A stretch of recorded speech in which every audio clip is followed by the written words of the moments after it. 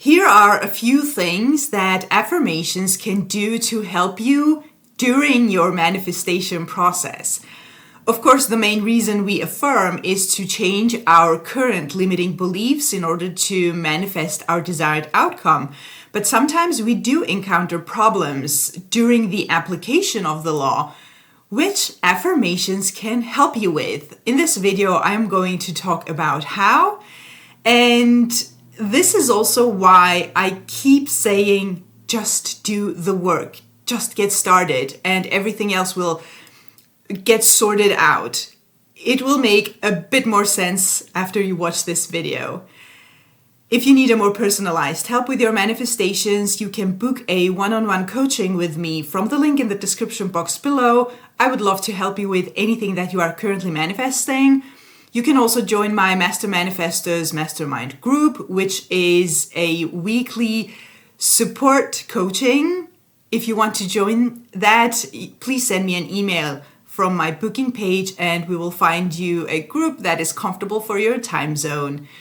And let's talk about what is it other than manifesting your desires that affirming can help you with. Also, those of you who are visualizing are going to benefit from this because affirming can help those who are visualizing also. Or using visualization as a main manifestation method. Whenever you affirm, it is important that you find affirmations that resonate with you. Of course, it needs to be what you desire to manifest, but the affirmation needs to resonate with you.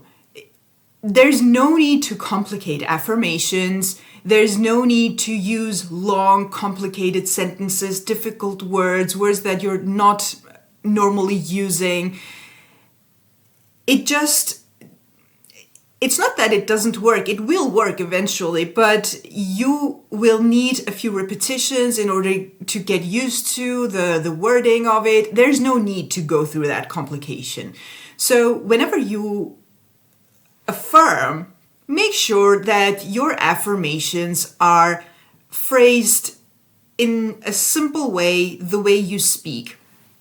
Even I, as a coach, when I give affirmations to my clients, I always say, make them yours. Change the wording if you need to. Use a different synonym if you need to. Make it in a way that it resonates with you. That is the way you speak. It's normal language for you. Now, what do you do if you can't find affirmations that resonate? Sometimes it can be challenging. Whatever you affirm, it's sort of what I want, but it's not really resonating. It's not speaking to me. This is not the place to stop affirming. The solution to this is to create a statement that is what you desire, the statement of your desired outcome, somehow, like more or less, and start affirming that. One of two things is going to happen, but you need to affirm and persist in the affirmation. Either the affirmation will actually start resonating and you'll become familiar with it. It starts feeling good. You start liking the affirmation, so you keep affirming. Or the affirmation won't start resonating with you, but your mind will bring up an affirmation or a statement or a story that will actually resonate with you. The reason this happens is because you give your subconscious mind something to work with. You keep focusing on your desired outcome, and your mind, what happens usually in any case when you start affirming, your mind keeps bringing up thoughts that are similar to what you are mostly focused on. This is, by the way, the reason why you, at some point, if you're having many negative thoughts and you persist in your affirmations, these negative thoughts will become less and less until they completely disappear because you replace them with your new beautiful thoughts, which are your affirmations. The same happens if you can't find the affirmation that resonates, nothing really resonates, it doesn't feel good. Start affirming something. It needs to be what you desire to experience, of course, but at some point during the affirming, your mind will bring up something that resonates more, and then you can start affirming that. It's okay to change your affirmation if one is not resonating, the other is resonating. So this is something that the act of affirming, persistent affirming, solves. For those of you who are actually visualizing, who prefer visualization, the same applies. Whatever scene you visualize, it needs to resonate, because if it doesn't, it becomes a chore. It's not pleasant to do. So what happens is that you don't want to visualize that if it doesn't feel nice. What if you can't find the perfect scene?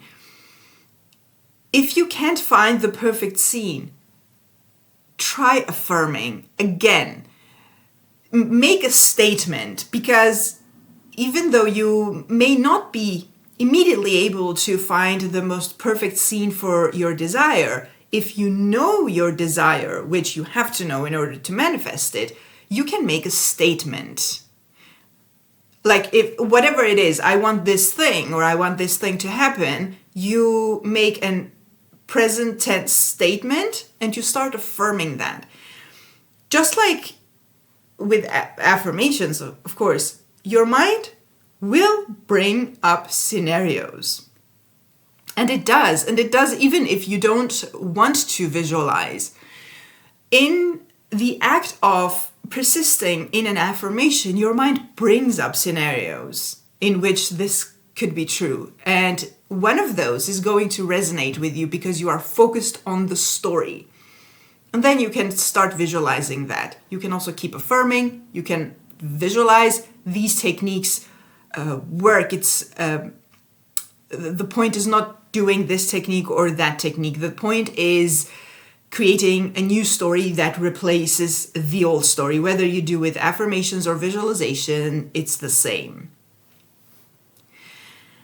Another problem that affirming solves is if you have limiting beliefs that you are not aware of that oppose your current your desired outcome.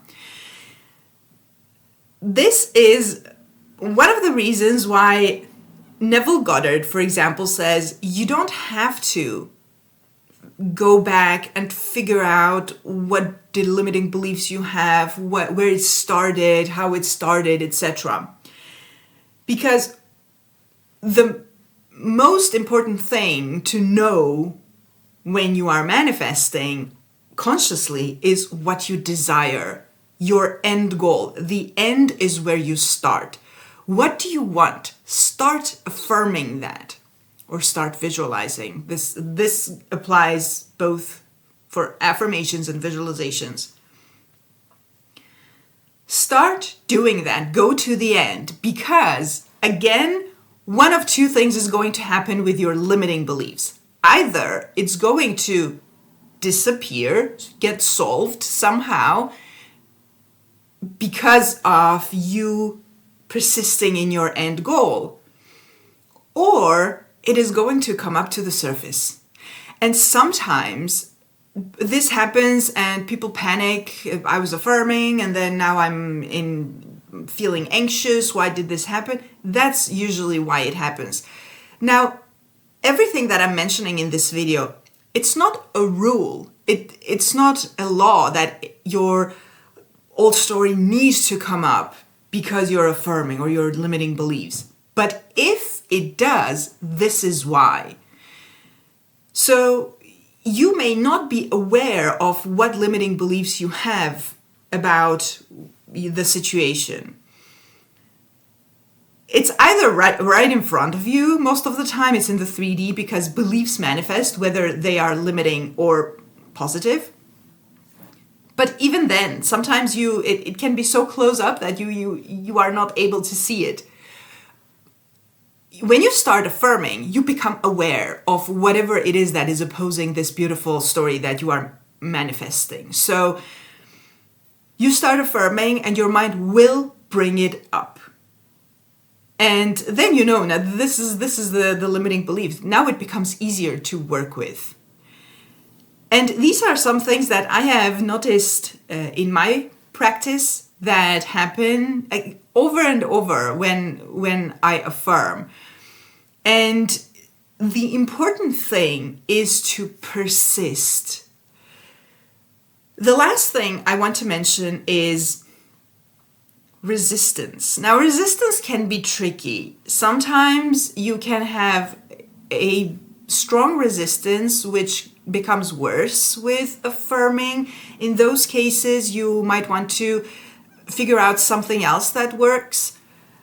I highly recommend checking out my Releasing Negative Emotions course. If this is you, if affirming makes your resistance worse, that course is going to help you release and get rid of negative emotions and the resistance and the anxiety without having to affirm or visualize or without doing any mental work. But if it's not getting worse through affirming can actually solve your resistance. So if you are having some resistance, some doubts, and you remember to affirm, your affirmations are going to solve the resistance. So as you can see, there's a lot of manifestation-related problems that manifestation itself solves. And I mentioned affirmations. Of course, the same applies for those of you who are mostly visualizing. Sometimes affirming can feel simpler. So go to affirmations if you're trying to figure out what to visualize and nothing really resonates. But other than that, the act of applying and doing the work solves you with a lot of problems that you are encountering while manifesting. So this is the reason I keep saying, get started, just do the work. Even if you don't have the perfect affirmation that resonates, affirm something that is similar to your desired outcome. Or not similar, you can mostly state what it is that you want. And other problems such as resistance or limiting beliefs that you may not be aware of, generic or specific limiting beliefs about the situation, they will come up. Your mind gets to work when you persist in an affirmation. And it's simple. It's a tool that you have at all times, in all situations. This is something that you can do. And of course, the main reason we affirm is to manifest our end goal, which is what will eventually happen if you persist.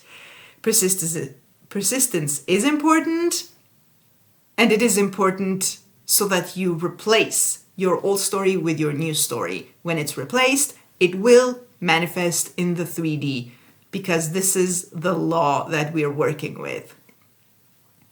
If you need a more personalized help with your manifestations, you can book a one-on-one coaching with me from the link in the description box below. I would love to help you with your manifestations, and you can also join my Master Manifestor Mastermind group, which is a weekly coaching in very supportive groups, which helps with consistency. And we also talk about your specific manifestations, how to solve the specific issues that you are encountering during your process and in your situation. If you want to join that, please send me an email from the booking page, which is listed in the description box below. Have a beautiful day and see you in the next video.